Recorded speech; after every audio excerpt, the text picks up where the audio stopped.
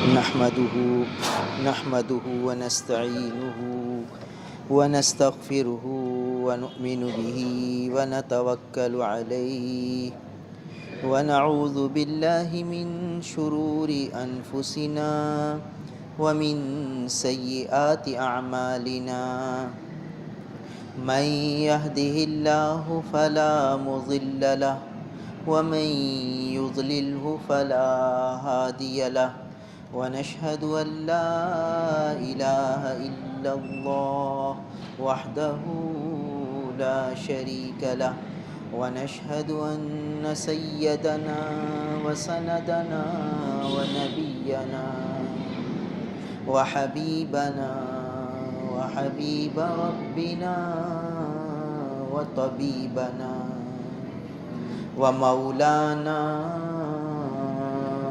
محمدا عبده ورسوله أما بعد عن أبي بكرة رضي الله تعالى عنه أن النبي صلى الله عليه وسلم كان يقول دبر كل صلاة اللهم إني أعوذ بك من الكفر والفقر وعذاب القبر رواه الترمذي.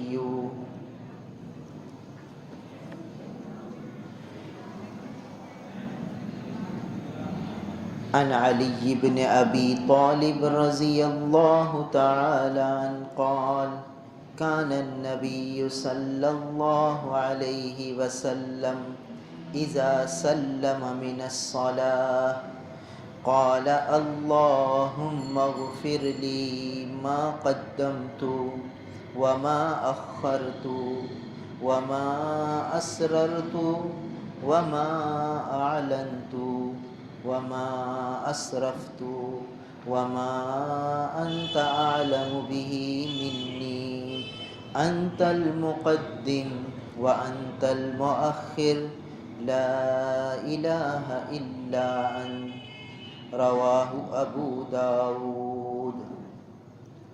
عن أم سلمة رضي الله تعالى عنها أن النبي صلى الله عليه وسلم كان يقول في دبر الفجر اللهم إني أسألك علما نافعا وعملا متقبلا ورزقا طيبا رواه رزين.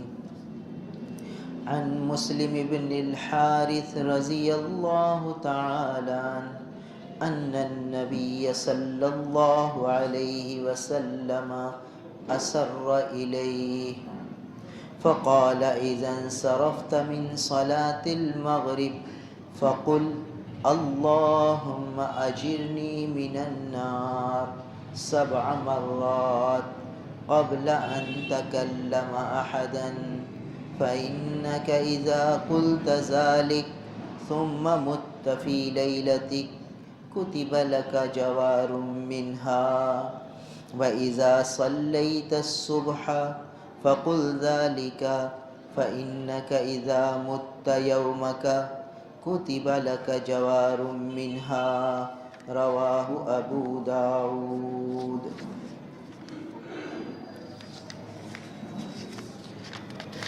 أو كما قال عليه الصلاة والسلام.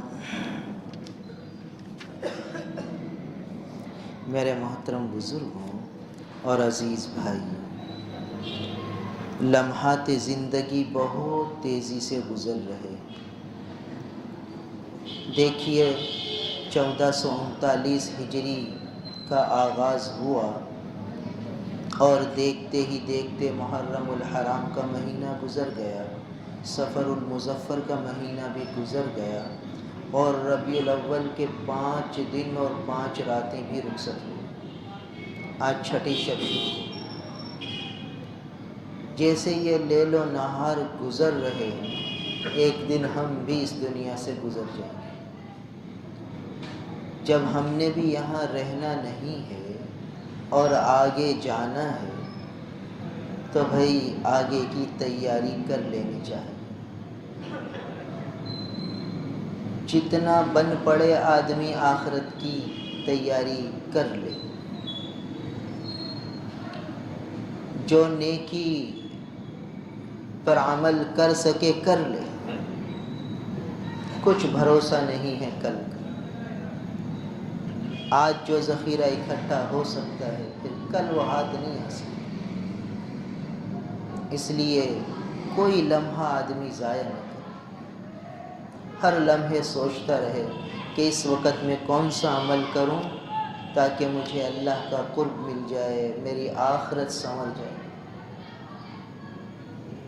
جو شریعت کے راستے پہ چلے گا، جو سنت کے راستے پہ چلے گا، جو نبی کریم صلی اللہ علیہ وسلم کی تعلیمات پہ چلے گا، اس کی زندگی اللہ تعالیٰ سکون سے بھر دے گا.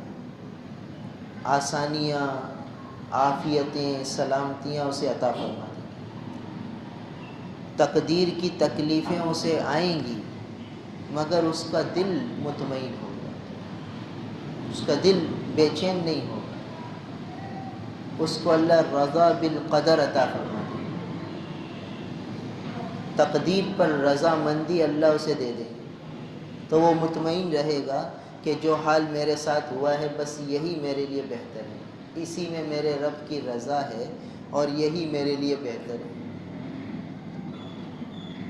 پھر اسے دنیا کے حوادث، دنیا کی تکلیفیں، دنیا کی پریشانیاں الجھن کا شکار نہیں کرے گا.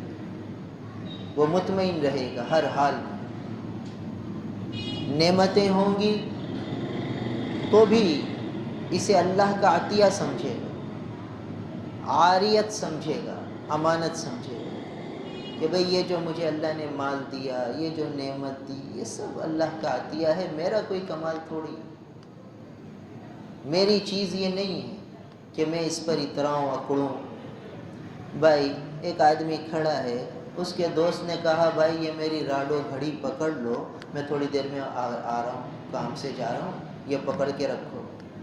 اب اس کے ہاتھ میں راڈو گھڑی ہے تو اس کے لیے کوئی خوشی کی چیز تھوڑی ہے، اس لیے کہ اس کی ہے ہی نہیں. تھوڑی دیر کے لیے اس کا دوست دے کر گیا کہ یار اسے پکڑ کے رکھو میں آ رہا ہوں، اس کا خیال رکھنا. تو اب اگر وہ اس کو لے کر اترانے لگے، خوش ہونے لگے تو کہا جائے گا احمق، یہ تیری چیز ہے جو تو اترا رہا ہے، یہ تو ابھی مالک آئے گا لے لے گا، تو اس کا مالک تھوڑی ہے جو تو اترا رہا ہے.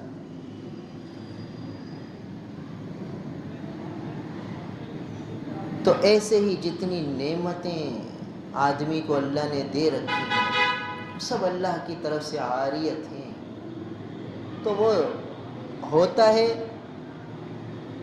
تو اکڑتا نہیں ہے، اپنے آپ کو بڑا نہیں سمجھ لیتا. وہ سمجھتا ہے یہ عطیہ خدا بندی ہے، جب چاہیں گے اللہ تعالیٰ لے لیں گے. جب ان کی چیز ہے تو وہ جب چاہیں گے لے لیں گے، جب چاہیں گے دے دیں گے. تو جب چلی جاتی ہے تو بھی مطمئن، جب آ جاتی ہے تو بھی مطمئن. آتی ہے تو اکڑتا نہیں ہے، جاتی ہے تو مایوس نہیں ہوتا. تو اس لیے یہ جو لمحات زندگی اللہ نے ہمیں دیے ہیں اسے بہت احتیاط سے گزارنا. تیزی سے لمحات زندگی بیت رہے ہیں، گزر رہے ہیں تو چوکنا ہو کر گزارنا. ایک عجیب قصہ لکھا ہے کہ تقدیر میں جو لکھا ہے وہ مل کے رہتا ہے. چاہے آدمی غلط راستہ اختیار کرے، چاہے سیدھا راستہ اختیار کرے، شریعت پہ چل کے تقدیر کے لکھے کو حاصل کرے گا تو سکون چین میں رہے گا، راحت آسانی میں رہے گا، آخرت کی جواب دہی سے بھی بچے گا، دنیا میں بھی پرسکون رہے گا. اور تقدیر کے لکھے کو اپنی جلد بازی کی وجہ سے نافرمانی کے ساتھ حاصل کرے گا تو پریشان بھی رہے گا اور آخرت میں حساب بھی دینا پڑے گا کہ کیوں احکامات کو پامال کیا. اس پر ایک عجیب قصہ لکھا ہے۔ بہت پہلے زمانے میں ایک شخص حج کو گئے، قرآن کے قاری تھے، اچھا قرآن پڑھ لیتے تھے، تو حج پہ گئے۔ اس زمانے میں جتنا چاہے رہ لو، کوئی پاسپورٹ کی پابندیاں نہیں تھی، تو وہ وہاں مکہ مکرمہ میں رکے، توشہ ختم ہو گیا۔ توشہ ختم ہوا تو اب آزمائش آ گئی۔ ان کو راستے میں، حرم شریف کے راستے میں ایک تھیلی ملی، اٹھا لی، دیکھا تو اس میں بہت قیمتی ہار تھا، بہت قیمتی ہار، ایسا قیمتی کہ اس کی قیمت کوئی عام آدمی دے ہی نہیں سکتا۔ اٹھا لیا۔ اب دل میں وسوسے، بھئی اب تو تنگی ختم ہو گئی، یہ تو اللہ کی طرف سے ہے، اور مسئلہ یہ ہے کہ غریب آدمی ہے اور گری پڑی کوئی چیز مل گئی اور خود مستحق ہے تو خود استعمال کر سکتا ہے، صدقہ ہے۔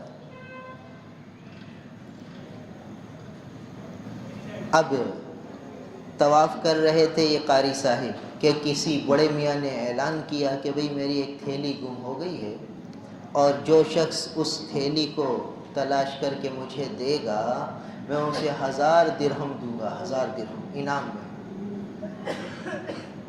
میری بہت اہم تھیلی تھی، تو وہ اگر مجھے دے دے گا تو میں انعام میں اسے 1000 درہم دوں۔ 1000 درہم کے تقریباً 2 لاکھ روپے بنتے، 2 لاکھ روپے انعام مل رہا ہے۔ انہوں نے بابا جی سے نشانی پوچھی، بڑے میاں نے نشانی بتائی، وہی تھیلی تھی۔ کہا آ جاؤ تمہیں دے دوں، میرے پاس رکھی ہے، دے دی۔ بابا جی نے 1000 درہم دیے، کہا نہیں چاہیے، یہ نیکی میں نے اللہ کے لیے کی ہے۔ دیکھیے ہار ملا۔ اب چاہتا تو رکھ لیتا، کون دیکھنے والا تھا، مگر شریعت پہ چل رہا ہے، احکامات کو زندہ کر رہا ہے، تو سکون والی زندگی میں ہے۔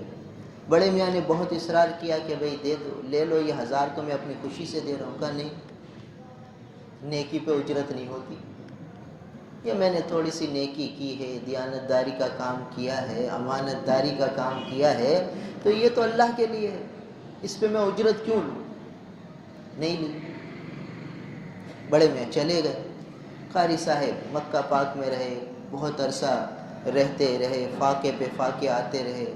آخر انہوں نے سوچا کہ چلو اب اپنے وطن جانا چاہیں گے، وطن کو لوٹنے لگے۔ اس زمانے میں کشتیوں کا سفر ہوتا تھا، تو کشتی منجدھار میں پھنس گئی اور الٹ گئی۔ مشکل سے کوئی تختہ ملا، اس پر یہ بیٹھ گئے اور چلتے چلتے ایک جزیرے میں پہنچ گئے۔ جزیرہ سمندر کے بیچ میں، خشک مقام، چاروں طرف سمندر ہی سمندر۔ وہاں پہنچ گئے۔ وہاں پہنچنے کے بعد اتر گئے جزیرے پر۔ جزیرے میں لوگ بستے تھے، وہاں بھی اسلام کی روشنی پہنچی ہوئی تھی، مسجد تھی، یہ مسجد میں چلے گئے، اور وہاں جا کے کسی نے مسافر سمجھ کے 1-2 وقت کا کھانا دے دیا۔ وہاں انہوں نے کہا بھئی مجھے قرآن پڑھنے آتا ہے، اگر کوئی قرآن سیکھ لے تو میں اسے قرآن سکھا دوں۔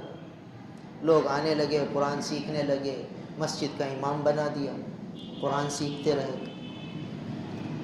اب کیا ہوا کہ لوگوں نے کہا بھئی اب ہم تمہاری شادی کرا دیتے ہیں۔ کہا بھئی کون دے گا مجھے لڑکی؟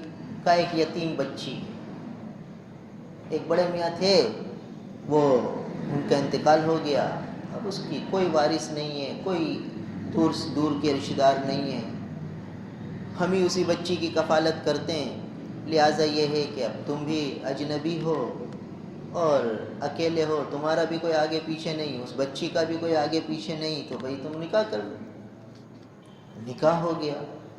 رات کو وہ بچی کو، دلہن کو جب دیکھا تو وہی ہار جو حرم میں بڑے میاں کو دیا تھا وہ اس کے گلے میں تھا۔ ہار دیکھ کر ششدر رہ گئے، حیران رہ گئے، ارے یہ تیرے پاس کیسے آ گیا؟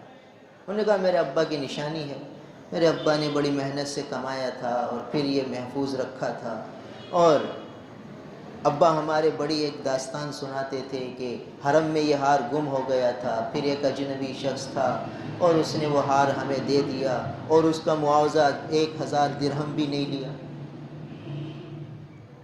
ابا ہمیں یہ قصہ سناتے تھے۔ انہوں نے کہا وہ شخص میں ہی تو تھا۔ تو دیکھیے تقدیر کا لکھا مل کے رہتا ہے، وہ ہار بھی ملا اور ہار کے ساتھ دیکھیے ایک دولت بھی ملی۔ کچھ عرصے بعد اس عورت کا انتقال ہو گیا تو ہار بھی پورا کو پورا اس کو مل گیا، جو بیوی کی ملکیت تھا وہ اب شوہر کے پاس آ گیا۔ تو دیکھیے تقدیر کا لکھا غالب آیا، جو مقدر میں تھا وہ مل کے رہا، پرسکون بھی رہا، سکون بھی رہا، الجھن بھی نہیں، پریشانی بھی نہیں۔ اس کے بالمقابل اگر یہی شخص اسے چھپا لیتا، خیانت کرتا، تو کیا ہوتا؟ ہمیشہ پریشان رہتا اور آخرت کا جواب الگ بھگتتا۔ یہاں دیانت داری میں آخرت کی نعمت اور حاصل کرے گا۔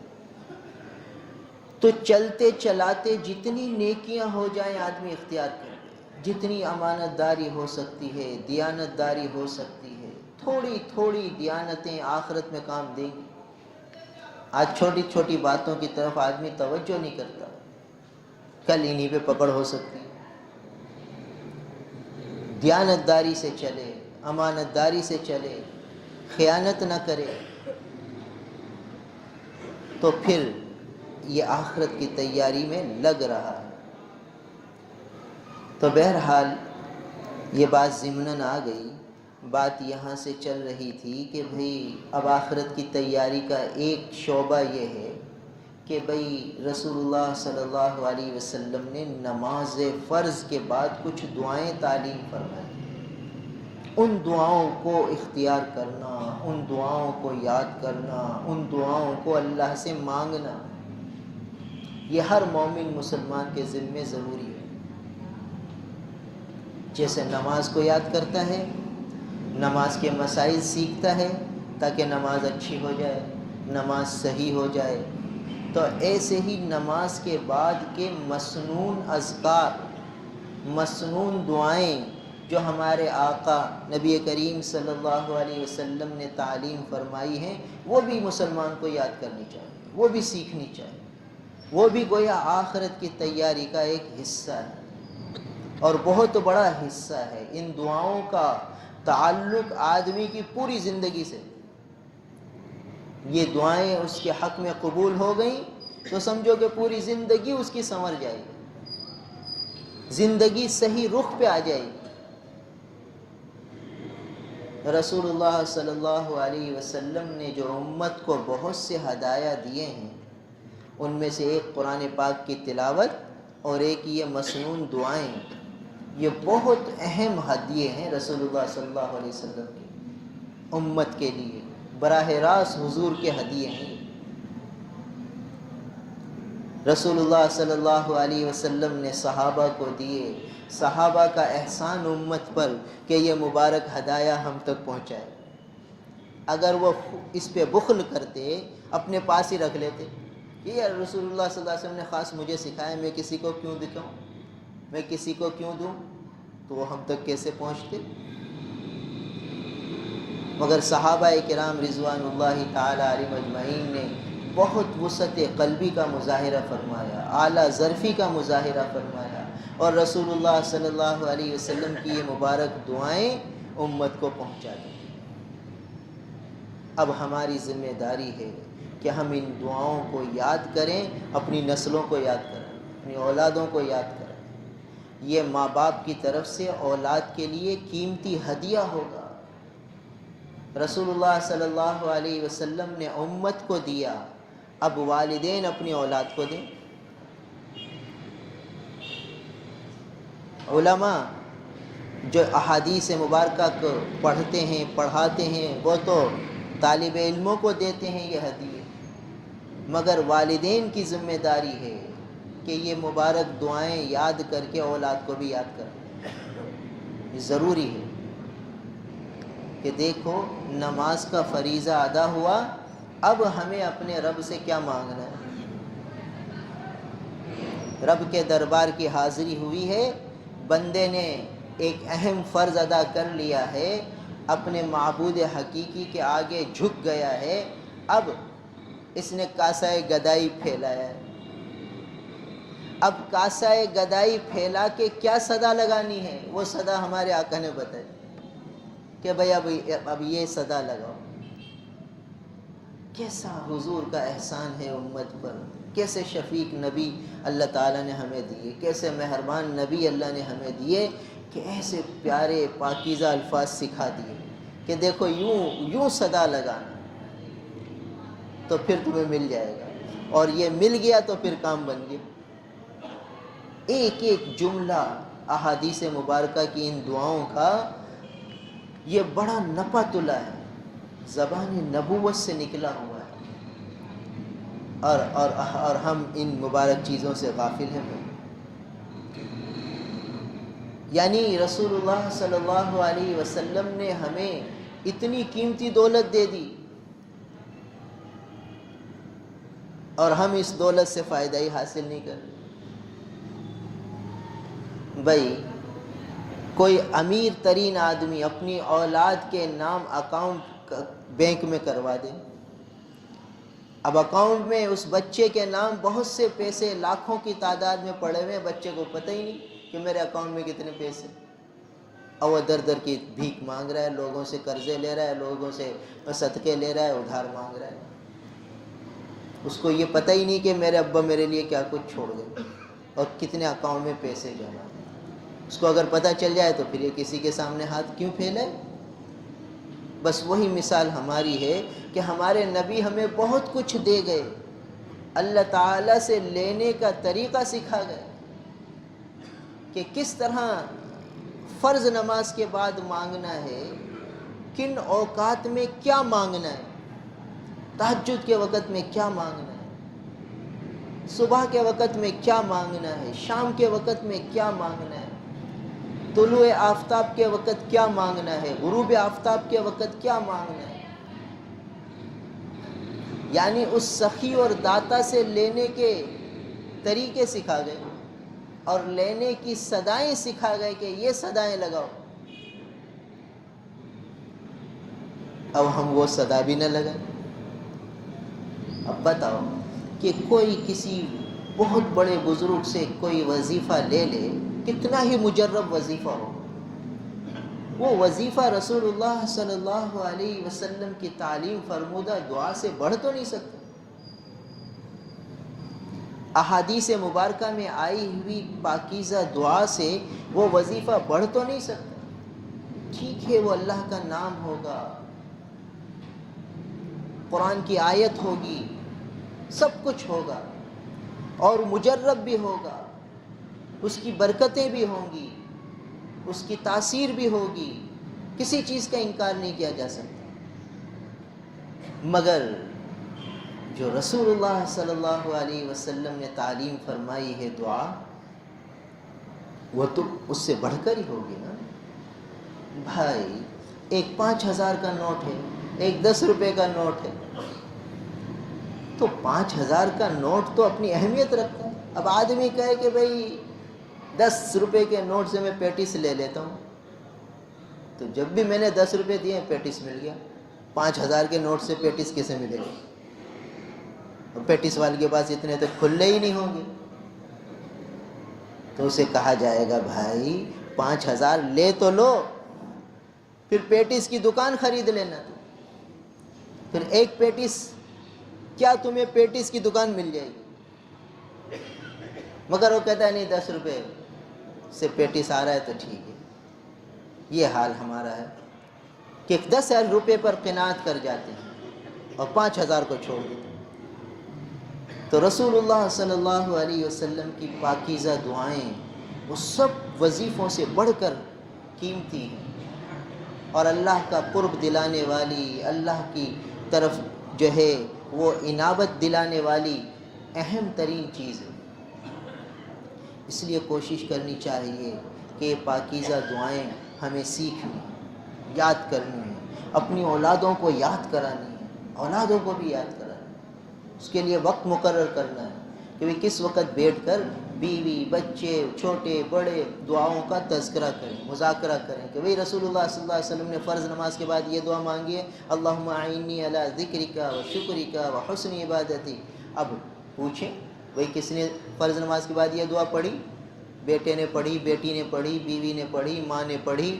ایک دوسرے سے پوچھیں، یاد دلائیں۔ ارے نہیں پڑھی تو یاد کرو بھائی، یاد نہیں ہے تو یاد کرو، اور نماز کے بعد بھول گئے تو اب آئندہ یہ خیال رکھنا، ضرور پڑھنا۔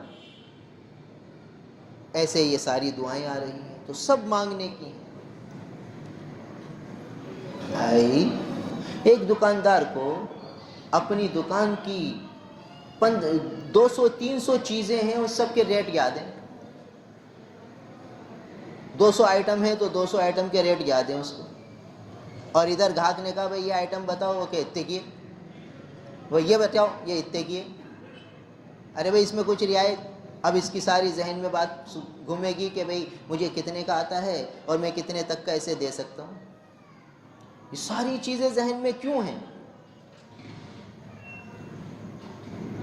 عورت ہے، کھانا پکانے کے لیے بیٹھی ہے تو اسے پتہ ہے کہ 1 کلو گوشت میں اب کتنا ہمیں نمک ڈالنا ہے، کتنا گھی ڈالنا ہے، کتنا تیل ڈالنا ہے، کتنا مسالہ ڈالنا ہے، اور اگر تھوڑا اور اس میں شوربہ بنانا ہے تو کیا کرنا ہے۔ ساری چیزیں عورت کے ذہن میں آئیں گی۔ کیوں آئیں گی؟ کہ اس کا ذہن یہاں کام کر رہا ہے، تاجر کا ذہن وہاں کام کر رہا ہے، اور مسلمان کا ذہن ان دعاؤں میں کام نہیں کر رہا۔ سگھڑ عورت کا ذہن باورچی خانے اور گھر کی سہولیات میں کام کرتا ہے، ساری چیزیں ذہن میں ہوتی ہیں اور اپنے وقت پہ یاد آتی ہیں، اور ایسے کامیاب تاجر کا معاملہ ہوتا ہے۔ مگر جو مومن ہے، مسلمان ہے، ہم ان پاکیزہ دعاؤں کو یہ سوچتے ہیں یہ میں کیسے یاد کروں، مجھے تو یاد ہی نہیں ہوتی، میں کیسے یاد کر سکتا ہوں؟ اتنی ساری چیزیں یاد کر لے تو یہ کیسے یاد نہیں ہوں گی؟ ضرور یاد ہوں گی۔ اہمیت ہو تو پھر یاد ہو جائے گی، شوق ہو، ذوق ہو تو پھر یاد ہو جائے گی۔ تو اس لیے ان دعاؤں کو آدمی یاد کرے اور پابندی سے اس کو معمول میں لائے، تاکہ ہم روز بروز اللہ کا قرب حاصل کریں اور آخرت کی تیاری میں لگیں۔ گویا جب ان دعاؤں کا معمول بن جائے گا تو خود بخود آخرت کی طرف میلان ہوگا، دنیا سے بے رغبتی ہوگی۔ آج ہمارے قلوب پر دنیا اتنی چھائی ہے کہ آخرت کی طرف رغبت، آخرت کا دھیان، آخرت کا شوق یہ سرسری بات بن گئی۔ ہاں بھئی، ہاں ہے، آخرت ہے بھئی، اللہ رحم کرے، سوچنا چاہیے بھئی، کیا کریں، بس یہ سرسری تذکرہ۔ اور دنیا کی چیزیں اور دنیا کے رسم و رواج، دنیا کے فیشن، اس میں ہم کس طرح مستغرق ہیں، کتنا انہماک ہے، وہ ہم خود دیکھ لیں۔ تو وجہ یہی ہے کہ ذوق شوق وہاں ہے، یہاں نہیں ہے۔ یہاں ہوتا تو یہ چیزیں یاد ہوتی۔ تو بہرحال پوری توجہ ہونی چاہیے، پورا دھیان ہونا چاہیے، ذوق شوق ہونا چاہیے، تو ساری چیزیں یاد ہو جائیں۔ یہ پاکیزہ دعائیں بہت آسان ہیں، تھوڑی سی توجہ کرے یاد ہو جائیں گی۔ جب یاد ہو جائیں گی تو روز مانگ کر، اور جب روز کا معمول بن جائے گا تو خود بخود زبان پر ادا ہوتی رہیں گی۔ پھر تھوڑا دھیان دینے کی ضرورت ہے۔ بعض اوقات ایسا ہوتا ہے کہ معمول بن جاتا ہے تو بس یہ معمول کے مطابق زبان پر آ جاتی ہے، دھیان توجہ ہوتی نہیں، بس وہ وظیفے کے طور پر آدمی اس کو رٹ لیتا ہے، اس کا مفہوم، اس کا ترجمہ، اس کی گہرائی وہ کچھ ذہن میں نہیں ہوتی۔ جب نہیں ہوتی تو اپنی تاثیر تو ہے ان الفاظ کی، مگر پوری برکت نہیں ملے گی۔ پوری برکت تو جبھی ملے گی جب پورا تصور، پورا دھیان ہوگا۔ بھی دیکھو، یہی قرآن صحابہ پڑھتے تھے، روتے تھے۔ یہی قرآن امام ابو حنیفہ رحمۃ اللہ علیہ پڑھتے تھے، روتے تھے۔ یہی قرآن صلح اولیاء پڑھتے ہیں، روتے ہیں۔ ہم پڑھتے ہم نہیں روتے، وجہ کیا ہے؟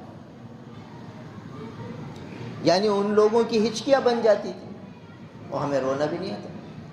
وجہ یہی کہ وہ پورے دھیان کے ساتھ، پورے استحضار کے ساتھ پڑھتے تھے، تو وہ پھر ان کے دل پر اثر انداز ہوتا تھا، اور ہم روا روی میں پڑ جاتے ہیں تو وہ دل پر اس کا پورا دھیان ہوتا ہے، اس کے اثرات آتے ہیں۔ تو ایسے ہی ان دعاؤں میں جب ہم پورے دھیان کے ساتھ مانگیں گے تو پھر اس کی برکتیں ملیں گی پوری پوری، ورنہ پڑھ لیں گے، رٹا لگا لیں گے تو بھی نفع سے تو خالی نہیں، نفع تو پھر بھی، نفع پھر بھی ہے۔ اس لیے آدمی جن کو یاد ہیں وہ استحضار کی کوشش کریں، جن کو یاد نہیں ہے وہ یاد کرنے کی ترتیب بنیں، تو روز بروز ہم اعمال صالحہ میں آگے بڑھ رہے ہوں۔ ان آگے بڑھنے میں سے ایک یہ ہے کہ رسول اللہ صلی اللہ علیہ وسلم کی پیاری پیاری دعاؤں کو اہتمام سے عمل میں لا رہے ہیں۔ تو یہ وہ دعائیں ہیں، یہ احادیث مبارکہ جو پڑھی گئی ہیں، ان سب کا تعلق ان دعاؤں سے ہے جو رسول اللہ صلی اللہ علیہ وسلم فرض نماز کے بعد مانگا کرتے تھے، فرض نماز کے بعد۔ تو یہ پہلی روایت جو سامنے آئی کہ حضرت ابو بکرہ رضی اللہ تعالیٰ عنہ سے روایت ہے کہ رسول اللہ صلی اللہ علیہ وسلم ہر فرض نماز کے بعد یہ دعا کرتے تھے، اللہم انی اعوذ بک من الکفر والفقر وعذاب القبر، رواہ الترمذی۔ یہ ترمذی شریف کی روایت ہے، اور اس میں 3 باتوں سے پناہ مانگی گئی، 3 چیزیں۔ اللہم انی اعوذ بک من الکفر، ایک چیز، والفقر دوسری چیز، وعذاب القبر تیسری چیز۔ اور تینوں بہت ہی اہم ہیں۔ اللہم انی اعوذ بک من الکفر، یا اللہ کفر سے پناہ چاہتا ہوں، یا آپ نے اسلام کی دولت دی ہے، یا آپ کی عطا ہے، آپ کی مہربانی ہے، یا اللہ یہ دولت کبھی نہ چھینیے، کفر سے پناہ چاہتا ہوں، کبھی کفر میں داخل نہ کیجیے۔ تو کفر کا ایک تو معنی اسلام کی ضد کفر، کافر ہونا، دائرہ اسلام سے خارج ہو جانا، اور ایک لغوی معنی ہے ناشکری کے۔ تو یا اللہ ناشکری سے بچائیے، ناشکری سے پناہ چاہتا ہوں۔ اور پچھلے سے پچھلے ہفتے جو دعا گزری، اللہم اعنی علی ذکرک و شکرک و حسن عبادتی، اس میں شکر کی توفیق مانگی گئی۔ کتنی تاکید کے ساتھ حضرت معاذ بن جبل رضی اللہ تعالیٰ عنہ کو رسول اللہ صلی اللہ علیہ وسلم نے یہ دعا تعلیم فرمائی کہ شکر کی توفیق اللہ سے مانگو، اور یہاں پناہ مانگی گئی کفر سے۔ تو اس کا ایک اہم معنی تو یہی ہے، اصل معنی تو کہ کفر یعنی جو اسلام کی ضد ہے، کہ اللہ کفر سے پناہ چاہتا ہوں، آپ نے اسلام کی جو دولت دے دی ہے اس پر ہمیشہ قائم رکھیے۔ اور مفہوم یہ بھی نکلتا ہے کہ ناشکری سے بچائے، ایسا نہ ہو کہ ناشکری سے آدمی کہیں دولت اسلام کی ناشکری کر دے تو پھر کفر میں چلا جائے، نعمت اسلام کی ناقدری کر دے تو پھر کفر میں چلا جائے۔ تو اللہ کے محبوب ہر فرض نماز کے بعد یہ دعا فرمائے، اللہم انی اعوذ بک من الکفر والفقر، اور تنگ دستی سے پناہ چاہتا، تنگ دستی، تنگ دستی سے آدمی کہیں کا رہتا نہیں، بعض اوقات دین اسلام کی دین بھی بیچ دیتا ہے، ایمان بھی بیچ دیتا ہے فقر کی وجہ سے۔ ایک روایت میں آتا ہے کہ ہر فرض نماز کے بعد قرض، اللہم انی اعوذ بک من المغرم، یا اللہ مغرم سے پناہ چاہتا ہوں، یعنی قرضے چڑھ جائیں اس سے پناہ چاہتا ہوں، یعنی مجھ پر ایسے قرضے چڑھ جائیں کہ لوگ آ کے مانگنے لگیں، تو اس سے یا اللہ پناہ چاہتا ہوں۔ تو کسی صحابی نے پوچھا کہ اللہ کے رسول، یہ قرضے سے پناہ مانگ رہے ہیں آپ فرض نماز کے بعد، ایسا کیوں؟ فرمایا کہ جب آدمی قرضے میں آ جاتا ہے تو پھر بات کرتا ہے تو جھوٹ بولتا ہے، وعدہ کرتا ہے تو خلاف ورزی کرتا ہے، اور یہ علامات نفاق ہیں گویا، نفاق کی علامت ہے کہ بات کرے تو جھوٹ بولے، وعدہ کرے تو خلاف ورزی کرے، علامات کفر میں نفاق میں سے۔ تو قرض کا بوجھ، اس سے پناہ مانگ کہ قرض کا بوجھ ایسا خطرناک ہے کہ پھر آدمی بات کرتا ہے تو جھوٹ بولتا ہے، اس لیے کہ وہ ہے کچھ ہے نہیں پاس، سامنے والے نے پکڑ لیا تو جھوٹ بول کے فی الحال جان چھڑا لی، اور مجبوری میں بولتا ہے بیچارہ۔ اور ایسے ہی وعدہ کرتا ہے تو خلاف ورزی کرتا ہے کہ ہے نہیں کچھ پاس دینے کو، تو وہ جان چھڑانے کے لیے وعدہ کر لیتا ہے۔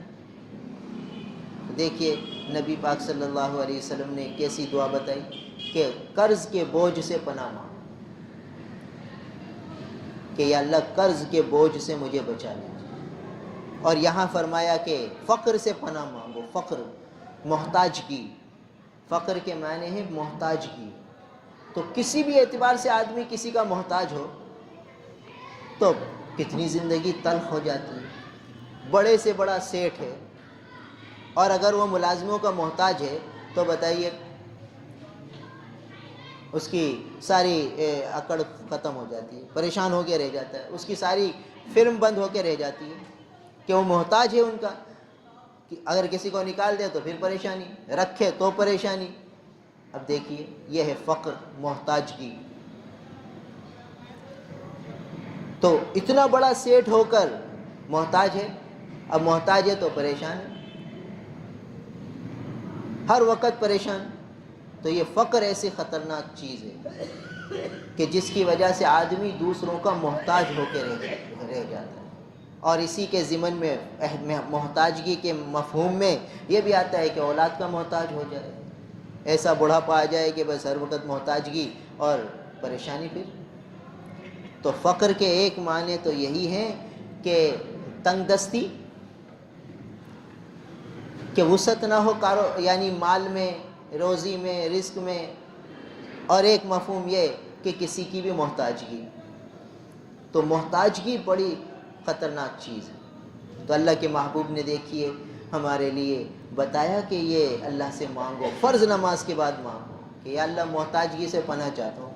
تو جس کو محتاجگی سے پناہ مل گئی تو ہر قسم کی احتیاج سے پناہ ہو گئی، اللہ کا محتاج رہے، ساری احتیاجوں سے محفوظ ہو کر اللہ کا محتاج بن جائے بس۔ تو یہ مانگنا سکھایا نبی نے، کیسی پیاری دعا سکھا دی۔ اس دعا کے اندر کیسے ہمارے مسئلے سمٹ کر آ گئے۔ بھئی محتاجگی نہیں ہوگی کسی آدمی کو تو زندگی خوشگوار گزرے گی، بیوی کا بھی محتاج نہیں ہے، بچوں کا بھی محتاج نہیں ہے، ملازم کا بھی محتاج نہیں ہے، کہیں بھی کسی اعتبار سے اس کو احتیاج نہیں ہے، ہر جگہ قدم قدم پر اللہ کی مدد شامل حال ہے۔ تو بیوی بھی معاون بن گئی، بچے بھی معاون بن گئے، ملازم بھی معاون بن گئے، سب اس کے معاون ہیں، اس کے خدمت گزار ہیں، اس کے اشاروں پہ چلتے ہیں۔ تو یہ غنا ہے۔ تو غنا مانگنا ہے، فقر سے پناہ مانگنی ہے۔ تو دوسری چیز اللہم انی اعوذ بک من الفقر، کفر سے پناہ، فقر سے پناہ، محتاجگی سے۔ اور تیسری دعا فرمائی کہ وعذاب القبر، عذاب قبر سے پناہ مانگو۔ کفر، فقر، عذاب قبر، تین چیزیں، کفر، فقر، عذاب قبر۔ عذاب قبر کا تعلق اگلی منزل سے، فقر کا تعلق اس دنیا کی زندگی سے، کفر کا تعلق ایمان اور عقائد سے۔ اگر کفر میں چلا گیا تو زندگی ہی ختم، برباد۔ محتاجگی ہو گئی تو پریشانی۔ یہ دو منزلیں، یہ دو گھاٹیاں تو قبر سے پہلے پہلے کی تھی۔ اب آ رہا ہے عذاب القبر، وَأَعُوذُ بِكَ مِنْ عَذَابِ الْقَبْرِ، یا اللہ عذاب قبر سے پناہ چاہے۔ یا اگلی گھاٹی، اگلی منزل جو آنکھ بند ہوتے کے ساتھ ہی شروع ہو جائے گی۔ فرض نماز کے بعد عذاب قبر سے پناہ مانگو، فرض نماز کے بعد گویا اپنی موت کو یاد رکھو، یہ بھی مانگنے کی چیز ہے۔ اگلی منزل کی تیاری بتا رہے ہیں۔ دعا کے اندر پیغام ہے، دعا بھی ہے پیغام بھی ہے، کہ نماز تو پڑھ لی، جیسے تم نے یہ نماز پڑھی، ایک دن تمہاری نماز پڑھی جائے گی، تو اب اگلی منزل تمہاری شروع ہوگی، اس کے لیے آج ہی مانگ لو۔ وعذاب القبر، کتنی سخت گھاٹی آنے والی، یعنی ہم نے دنیا کی مصائب تکلیفوں کو اپنے ذہنوں پر ایسا بٹھایا ہے کہ جو ان سب مصائب سے بڑھ کر مصیبتیں ہیں آنے والی، وہ بالکل اوجھل ہو گئی، بالکل آنکھوں سے دور چلی گئی، کیونکہ ابھی وہ آئی نہیں۔ بھائی ایک آدمی کو کینسر ہے مگر ابھی ظاہر ہوا نہیں، اندر ہی اندر کتنی سخت بیماری ہے، اور اس کو نزلہ کھانسی ہو گیا، تو اب یہ نزلہ کھانسی کے لیے پریشان ہے، اور اس کو یہ پتہ ہی نہیں کہ آگے ایک اور خطرناک مرض ہے، تو نزلہ کھانسی کے چکر میں ڈاکٹروں کے یہاں بار بار جا رہا ہے۔ پھر جب تحقیق ہوتی ہے تو پتہ چلتا ہے بھائی تجھے تو کینسر ہے، اب بتاؤ اس کی کیا حالت ہے۔ مگر چونکہ کینسر دنیا ہی کا ایک بڑا مرض ہے تو اس لیے یہاں پریشان ہوتا ہے۔ یہ آخرت کی گھاٹی عذاب قبر کی، یہ چونکہ استہزار نہیں ہے، اس لیے اس گھاٹی کے متعلق اللہ سے مانگنا توجہ سے، دھیان سے، تنہائیوں میں بیٹھ کر وہ نہیں ہوتا، سرسری مانگ لیتے۔ کیسی گھاٹی آنے والی ہے قبر کی منزل، تو یہ بالکل آنکھوں سے اوجھل۔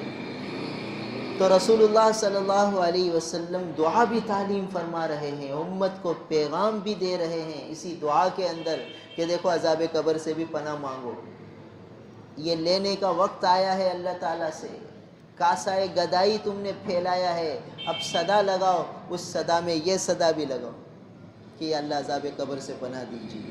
بہت سخت گھاٹی ہے، روز قبر ہم سب کو یاد کرتی ہے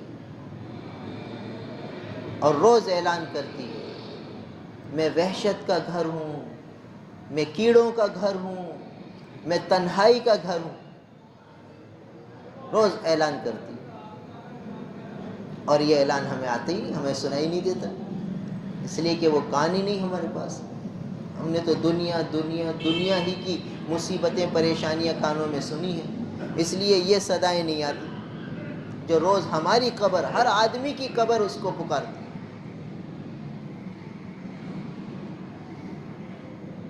وہ ایک قصہ لکھا ہے کہ دو آدمی ایک دیوار کے پاس اس دیوار کے بارے میں لڑ رہے تھے، دیوار تھی، وہ آدمی کہہ رہے تھے میری دیوار ہو، کہتے میری دیوار ہے، دونوں لڑ رہے تھے اور گتھم گتھا تھے، غصے میں بھرے ہوئے تھے۔ تو اس دیوار کے اندر ایک اینٹ تھی، اینٹ، اس میں سے آواز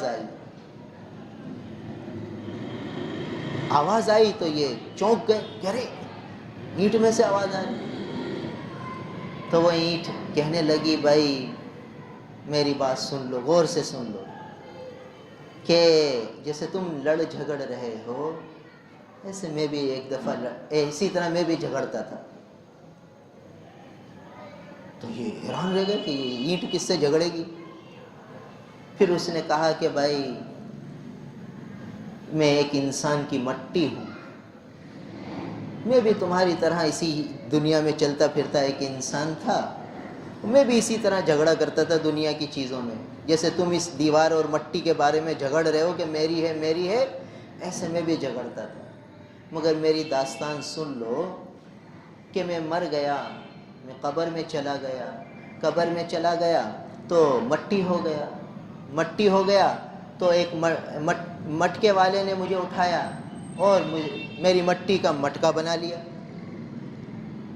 پھر وہ مٹکا بہت عرصے تک میں مٹکے کی شکل میں رہا، اور پھر لوگ اس میں سے پانی پیتے رہے، پھر وہ مٹکا بھی ٹوٹ گیا اور ٹوٹ کے ٹکڑے ہو گیا اور مٹی مل گیا، تو دوبارہ کسی اینٹ والے نے میری مٹی اٹھا لی اور اس مٹی سے مجھے اینٹ بنا کے اس دیوار میں لگا دیا۔ تو میں ایک کسی انسان کی مٹی ہوں، تو تم بھی جھگڑو نہیں، میں بھی ایسے جھگڑتا تھا، بس دیکھو میرا انجام کیا ہوگا، مٹی ہوں۔ تو اپنے مٹی ہونے کو یاد کرو، کیوں جھگڑتے ہو اس مٹی پر؟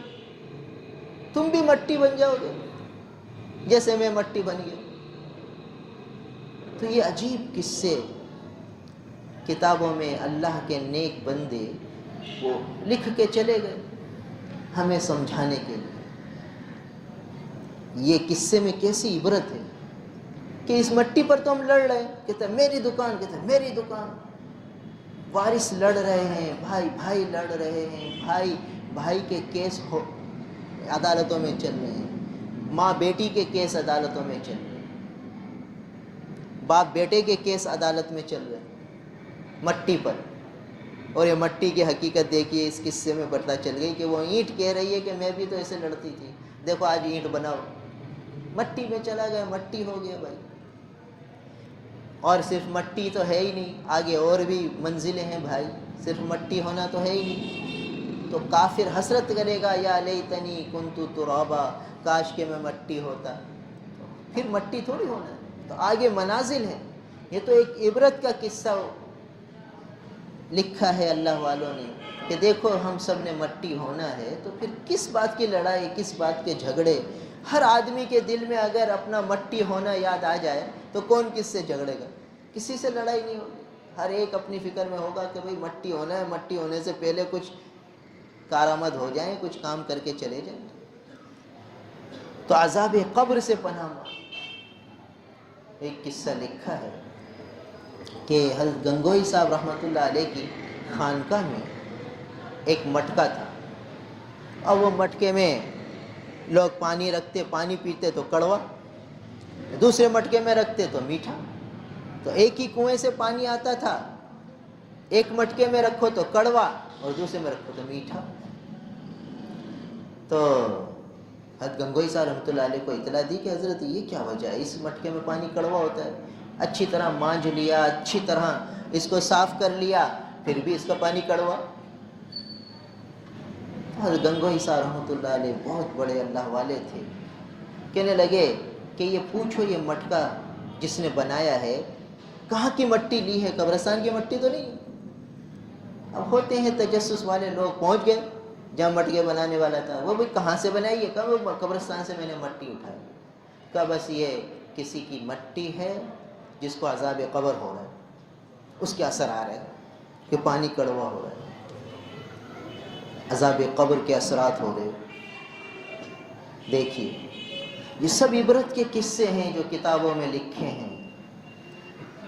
تو بھائی ہم سب کو بھی مرنا ہے، یہ منزل آنی ہے، اس کی یاد دہانی دیکھیے اس دعا میں ہو رہی ہے، دعا بھی ہے، پیغام بھی ہے کہ اگلی گھاٹی کو یاد رکھنا، یہ جو نماز پڑھی ہے کس کے لیے پڑھی ہے؟ اگلی منزل کی تیاری کے لیے۔ اب عشاء پڑھ لیا، فجر پڑھو گے تو اگلی منزل کی تیاری کرنا۔ اللہم بسمک اموت و احیا کہہ کے نیند کی وادیوں میں چلے جانا، اس بات کا اقرار کر کے کہ یا اللہ آپ کے نام کے ساتھ مرتا ہوں اور آپ کے نام کے ساتھ جیوں گا۔ اللہم بسمک اموت و احیا، آپ کے نام کے ساتھ مرتا ہوں، کہ مر گیا، کچھ ہوش نہیں ہے، جیسے مردے کو کوئی ہوش نہیں ہوتا ہے، سونے والے کو بھی کچھ پتہ نہیں، صبح آنکھ کھلتی ہے زندہ ہو گیا۔ تو اب صبح ہو گیا تو پھر صبح نماز پڑھنی ہے، پھر نماز پڑھنی ہے، پھر نماز پڑھ کے پھر یہ دعا مانگنی ہے، اللہم انی اعوذ بک من الکفر والفقر وعذاب القبر۔ پھر یہ دعا، پھر عذاب قبر یاد کر لیا، پھر اس کا استحضار ہو گیا۔ تو فجر کے بعد جو ظہر تک ایسے کام کرنے ہیں کہ عذاب قبر سے بچ جاؤ، اور ایسے کام کرنے ہیں کہ قبر میں وسعت ہو، قبر حد نگاہ تک وسیع ہو جائے، ان کاموں میں لگنا ہے۔ چغل خوری کی وجہ سے عذاب قبر ہوتا ہے، پیشاب کے قطروں سے نہ بچنے سے عذاب قبر ہوتا ہے، تو کسی کا حق مار لینے سے عذاب قبر ہوتا ہے۔ تو ان چیزوں سے بچے۔ پھر عصر پڑھ لی تو پھر یہ دعا پڑھ لی۔ اللہ کے رسول صلی اللہ علیہ وسلم ہر نماز، فرض نماز کے بعد یہ دعا پڑھتے تھے، اللہم انی اعوذ بک من الکفر والفقر وعذاب القبر. 3 چیزیں. تو ہر لمحے جب عذاب قبر کو بولے گا زبان سے اور سوچے گا دل سے، تو پھر اس سے بچنے کی کوشش بھی کرے گا، دھیان بھی رہے گا کہ بھئی اگلی منزل کی تیاری کرنی. اور جب ہر مسلمان یہ دعا پڑھے گا تو ہر مسلمان قبر کا استحضار کرے گا. جب ہر مسلمان قبر کا استحضار کرے گا تو خود بخود بے دینی ختم ہو جائے گی. بھئی صدر، وزیر اعظم اور سارے جو ہے مسلمان جتنے بھی عہدے پر ہیں، کوئی سے بھی عہدے پر ہیں، وہ سب قبر کو یاد کر کے چلیں گے. تو پھر کون جھوٹ بولے گا، کون دھوکہ دے گا، کون کسی کو نقصان پہنچائے گا. ہر ایک اس فکر میں لگ جائے گا بھئی مرنا ہے، آخرت میں جواب دینا. تو معاشرے میں امن ہی امن آ جائے گا. تو بہرحال رسول اللہ صلی اللہ علیہ وسلم نے یہ دعا تعلیم فرمائی. حضرت ابو بکر رضی اللہ تعالیٰ عنہ فرماتے ہیں کہ رسول اللہ صلی اللہ علیہ وسلم ہر فرض نماز کے بعد یہ دعا پڑھتے تھے، اللہم انی اعوذ بک من الکفر والفقر وعذاب القبر. اور اگلی دعا حضرت ابو علی ابن ابی طالب رضی اللہ تعالیٰ سے، حضرت علی رضی اللہ تعالیٰ فرماتے ہیں کہ نبی کریم صلی اللہ علیہ وسلم اذا سلم من الصلاۃ، جب نماز کا سلام پھیرتے تو پھر یہ دعا مانگتے، اللہم اغفر لی ما قدمت وما اخرت وما اسررت وما اعلنت وما اسرفت وما انت اعلم به منی انت المقدم وانت المؤخر لا الہ الا انت. رواہ ابو داؤد. سلام پھیر گئے یہ دعا مانگتے. عجیب رسول اللہ صلی اللہ علیہ وسلم کی یہ پیاری دعا ہے. اس میں انسان کو تعلیم دی گئی ہے کہ بھائی اپنے گناہوں کا استحضار رکھو، ہر وقت اپنے آپ کو خطا کار سمجھو. لہٰذا جیسے ہی سلام پھیرو تو یوں کہو، یا اللہ میری اغفر لی، یا اللہ مجھے بخش دیجیے، مجھے معاف فرما دیجیے. ما قدمت، جو میں نے پہلے گناہ کیے ہیں وہ سب مجھے معاف کر دیجیے. جو میرے پچھلے سارے گناہ ہیں یا اللہ معاف کر دیجیے. وما اخرت، اور جو بعد میں ہو جائیں گے یا اللہ وہ بھی معاف کر دیجیے. استحضار کرو اپنے گناہوں کا. اور وما اسررت، یا اللہ جو میں نے چھپ کر گناہ کیے ہیں، پوشیدہ طور پر کیے ہیں، وہ بھی بخش دیجیے. وما اعلنت، اور جو میں نے اعلان کر کے لوگوں کے سامنے گناہ کر لیے ہیں یا اللہ وہ بھی معاف کر دیجیے. یعنی یا اللہ میرے گناہ جو میں نے پہلے کیے وہ بھی معاف کر دیجئے، جو بعد میں ہوں گے وہ بھی معاف کر دیجئے، جو پوشیدہ کیے وہ بھی معاف فرما دیجئے، جو اعلانیہ کیے وہ بھی معاف فرما دیجئے. اور وما اسرفت، جو میں حد سے بڑھا وہ بھی معاف کر دیجئے.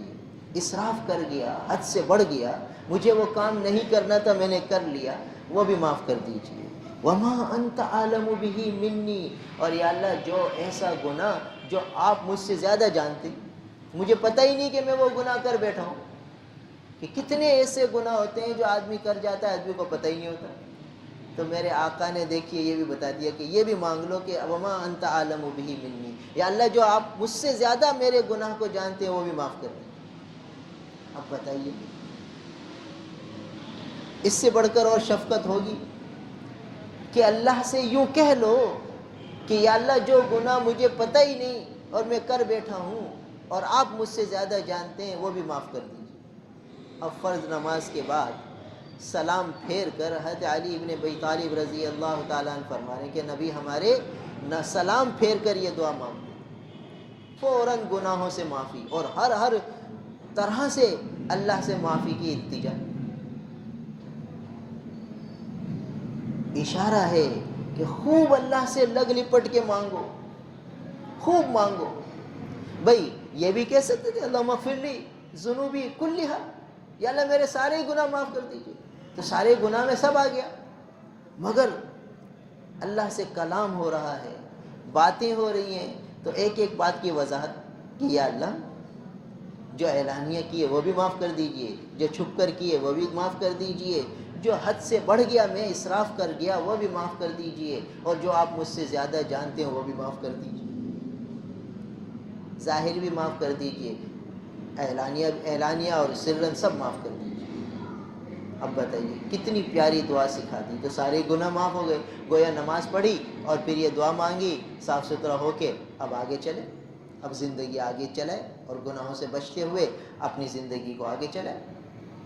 تو دیکھیے سلام کے بعد کی یہ دعائیں ہمیں یاد کرنی چاہیے۔ فرمایا کہ انت عالم بہ منی، انت المقدم وانت المؤخر، یا اللہ آپ ہی مقدم ہیں، سب سے پہلے ہی آپ ہیں، سب سے آخر بھی آپ ہی، مقدم بھی آپ، مؤخر بھی آپ، پہلے سے آپ کی ذات ہے، ہمیشہ سے ہے، ہمیشہ رہے گی، اس کا ہمیں اقرار ہے۔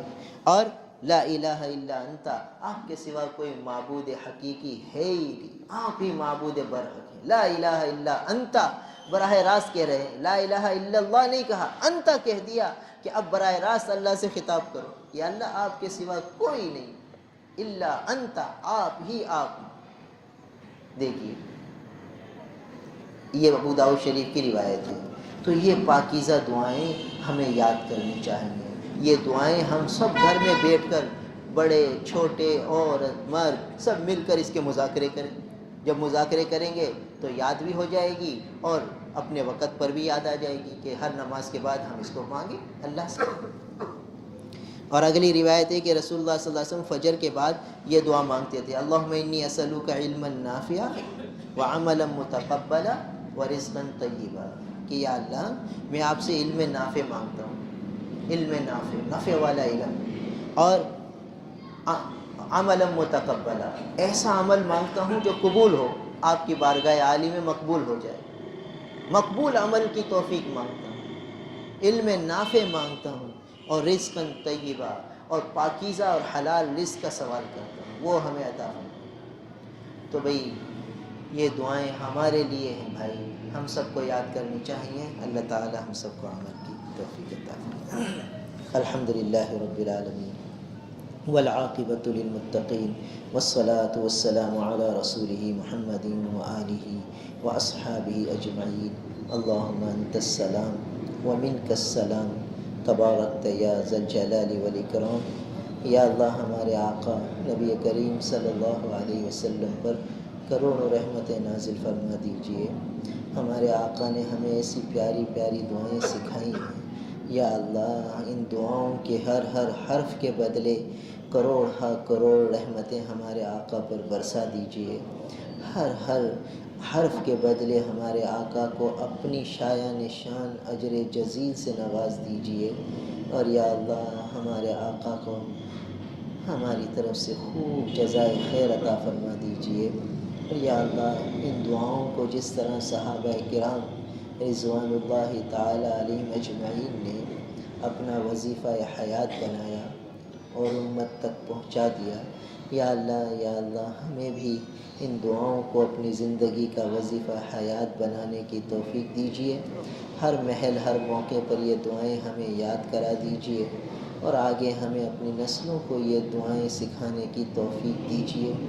یا اللہ صحابہ نے اپنی ذمہ داری پوری کی، آپ ان پر کروڑوں رحمتیں نازل فرما دیجئے، ہماری طرف سے ان تمام صحابہ کرام کو جزائے خیر عطا فرما دیجئے جنہوں نے رسول اللہ صلی اللہ علیہ وسلم کی یہ دعائیں ہم تک پہنچائی ہیں۔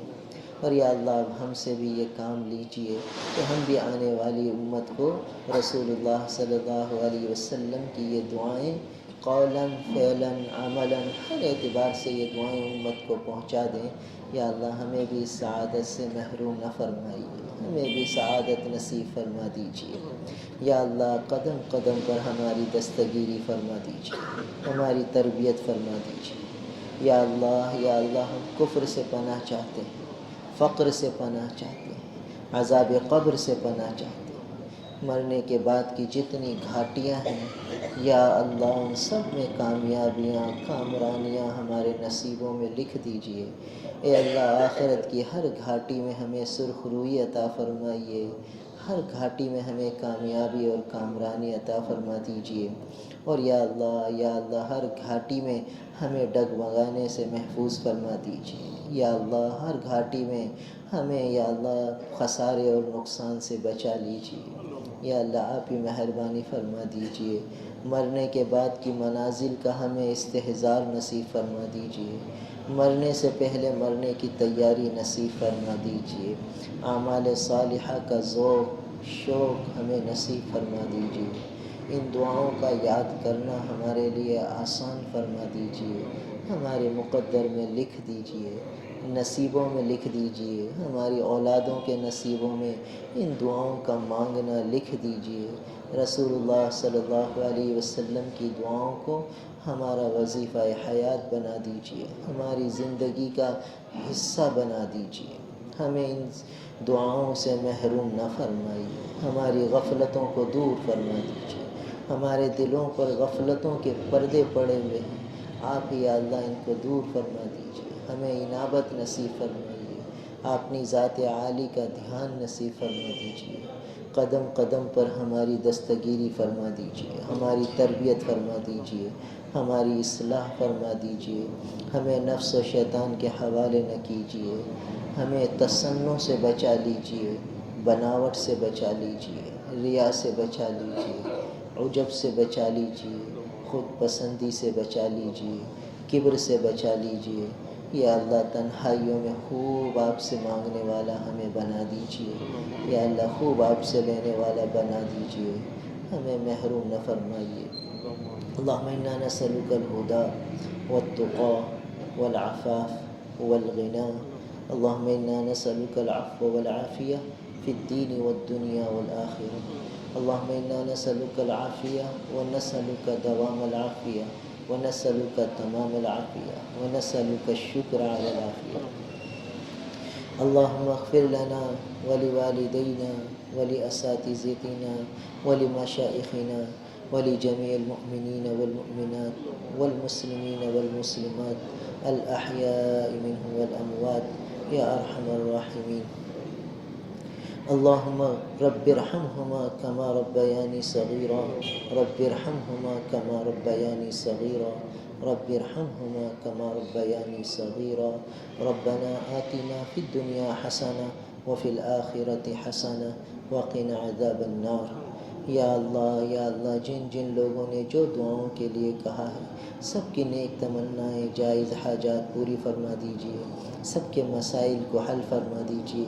سب کی مشکلات کو آسان فرما دیجیے، سب کے رکاوٹوں کو دور فرما دیجیے، سب کے لیے غیبی روزی کا انتظام فرما دیجیے، ہم سب کو رزق طیب عطا فرمائیے، رزق واسع عطا فرمائیے، حلال طیب روزی ہمارے نصیبوں میں لکھ دیجیے، مشتبہ اور حرام مال سے ہماری حفاظت فرما دیجیے، ہماری اولادوں کی حفاظت فرما دیجیے، اللہم انا نسألک من خیر ما سألک منہ نبیک محمد صلی اللہ علیہ وسلم ونعوذ بک من شر ما استعاذک منہ نبیک محمد صلی اللہ علیہ وسلم، انت المستعان وعلیک البلاغ ولا حول ولا قوة الا باللہ، اللہم انا نسألک من خیر ما سألک منہ نبیک محمد صلی اللہ علیہ وسلم ونعوذ بک من شر ما استعاذک منہ نبیک محمد صلی اللہ علیہ وسلم، انت المستعان وعلیک البلاغ ولا حول ولا قوة الا باللہ، یا اللہ ہماری دعاؤں کو اپنے محبوب نبی کریم صلی اللہ علیہ وسلم کے وسیلے سے قبول فرما لیجیے، وصلی اللہ تعالی علی خیر خلقہ محمد وآلہ واصحابہ اجمعین، آمین برحمتک۔